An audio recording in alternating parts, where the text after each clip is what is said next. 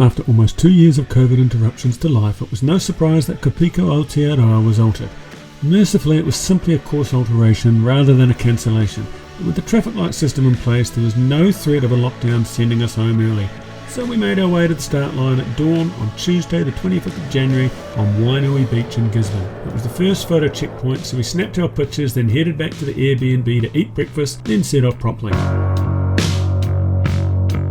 Arborists working on the cycle path through Gisborne meant we paused to work out our detour within the first few kilometres, and a hilarious interaction with a local who asked where we were heading as we stood looking at our maps.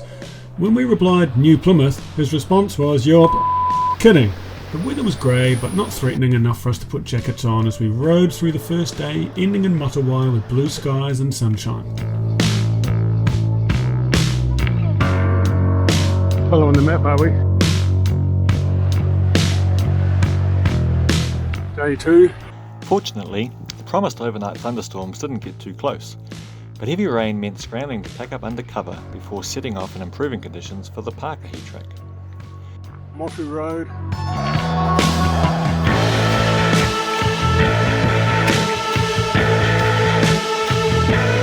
Is it Pākehī time?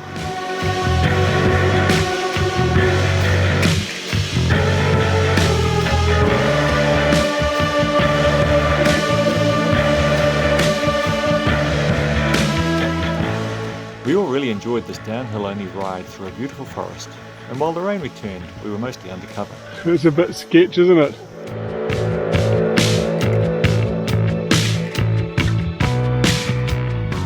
At the end of the track, we ate some lunch, then put on jackets, which had the desired effect of scaring off the rain, meaning we rolled into a potiki for a second lunch at New World in bright sunshine.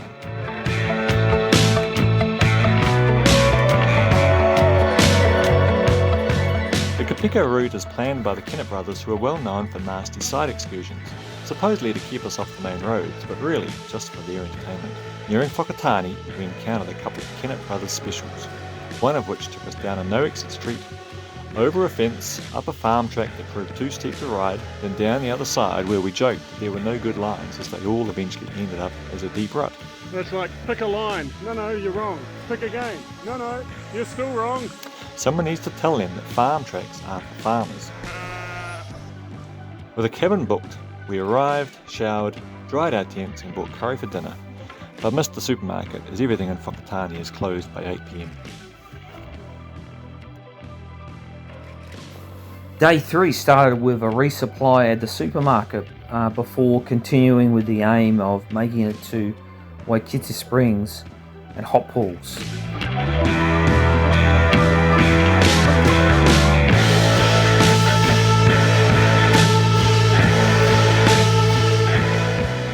There was a 10-kilometre uphill after lunch in the pine forests on gravel that, aside from the first couple of granny ring kilometres, was ridden at double-digit speeds. Back on the road and making good time, we encountered another Kennett Brothers special.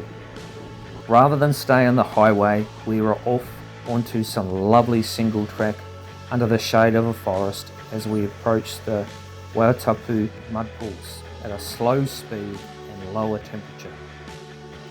Another climb started in first gear and levelled off before an 80km/h descent into Waikite Hot Springs. We made it in time for the kitchen to still be open, and they definitely served backpacker-sized portions of food that were gobbled before some time in the hot water.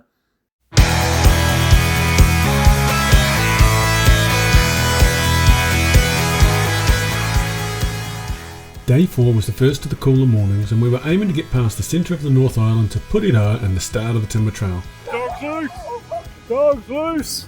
There was only one confirmed food stop, Whakamaru, but I mistakenly thought there was a cafe close to one of the dams. I was wrong, so our dreams of coffee, scones and cake had us eating whatever we had on the bike for morning tea. The Whakamaru store had been overshot by KA riders, so there were slim pickings for us to stock up in for the evening and the next day.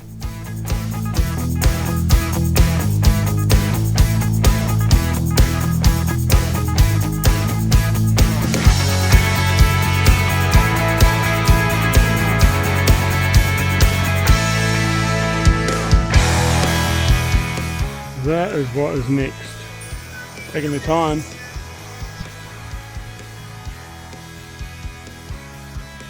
The final 34k were off-road and included a swing bridge that necessitated bags being removed from bikes before starting another climb. Mercifully, despite it being mid-afternoon, it was mostly shaded and we rode up to the centre of the North Island before eating, then continuing on to the start of the timber trail.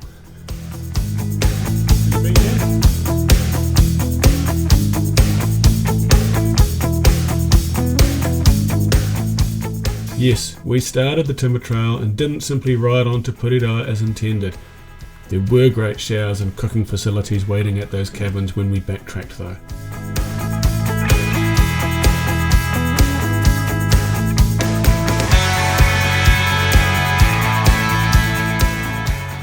Day 5.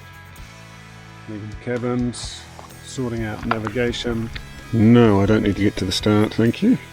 And we're on the timber trail. Day 5 was the timber trail and on to Tamaranui. So adding the end of the previous day, that would mean 130 kilometres off-road in a row. We'd ridden the timber trail a few times before and grinned to find that a lot of work had been invested in the first half to make it even more fun to ride than we remembered. Unfortunately, we can't say the same about the second half, which was less maintained and proved hard work in the heat. Brake for a left-hand turn. A couple of big downs returned the smiles before a slow grind on a sandy surface out to the road. Brake for the left-hand turn. Even less fun was the gravel road that led towards Tamaranui. By now we were hot, tired and hungry, and with a choice between a flat ride on the state highway or a backcountry road with a hill, we split, as Mark didn't want the highway, whereas Alastair and Keith didn't want the hill. We all enjoyed big feeds before we separated again, with Mark desiring a bed, while Alastair and Keith headed out of town to pitch tents in the campground. Day 6. Started later after breakfast at McDonald's Heading through to Whangamomana. and the 11 kilometre back to the KA route. Here we had our only incident of the ride, with me, Keith, coming into contact with Mark's wheel and then the road shoulder.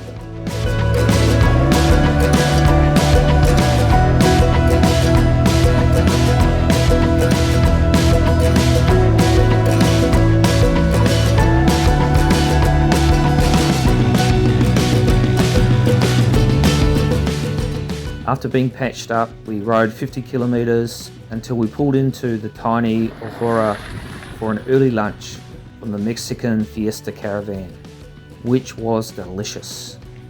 But we missed the cakes on offer at the hall where the locals were gathering. Not long after Ohura, we were on the Forgotten World Highway aiming for Whangamomana. Expecting roadworks and gravel, we found the gravel but no roadworks, and were surprised by the number of people out on the highway.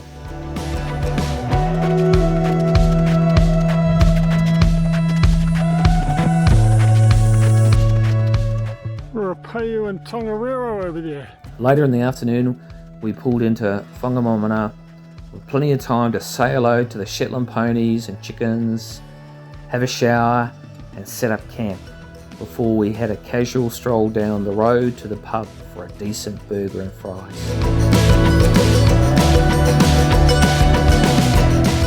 Day 7 started at 4:30am thanks to some cheeky roosters, and wanting to be away at 7am to finish at Cape Egmont in a reasonable time.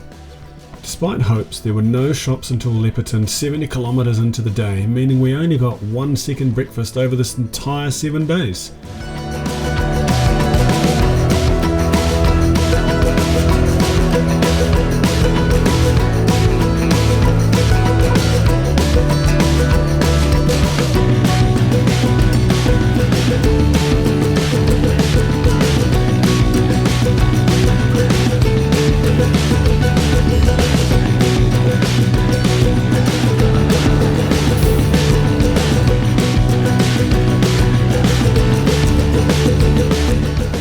After traversing 4 saddles on the way to Lepperton, we then dropped down into the New Plymouth coastal walkway, detoured onto the main street in New Plymouth for Subway, then set out to knock off the final 50 kilometres of KA.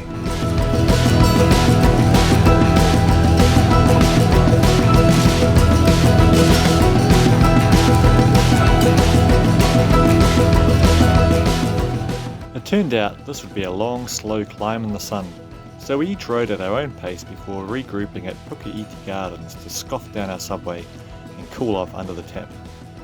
With one final climb, we pushed on knowing we were going to end with 16 kilometres of downhill. The sun was low as we pulled into the finish just after 7 PM after 7 days and more than 850 kilometres of riding. With my parents waiting, we loaded the car, had a quick dip in the ocean and then set off home after another big adventure. For me, the KA was naturally a lot shorter than the TA, but it covered much more remote country. Can you see the finish? I can see the finish! Closer! Closer! Not like any of us smell worse than the other. It was a privilege to see rugged delights like the Forgotten World Highway and Whangamomana, and it was also great being encouraged by two good mates who made the experience even more special. Completing the Kōpiko was the successful achievement of a long-term goal to improve my health. So the big question for me is, now what? Despite being fitter and better prepared, there were times when I found Kōpiko hard, mainly linked to the lack of regular access to good food. I enjoyed hanging out with my riding buddies and would never want to do something like this alone. I had expected Kōpiko to be a lot harder than Tour Aotearoa, so was pleasantly surprised that despite the distances and altitude we covered, only one day felt like the end couldn't come soon enough. I'll definitely be not only looking for more bikepacking adventures, but I'll be trying my best to convince Alastair and Keith to join me. They make it all so much more fun. Apart from the dad jokes.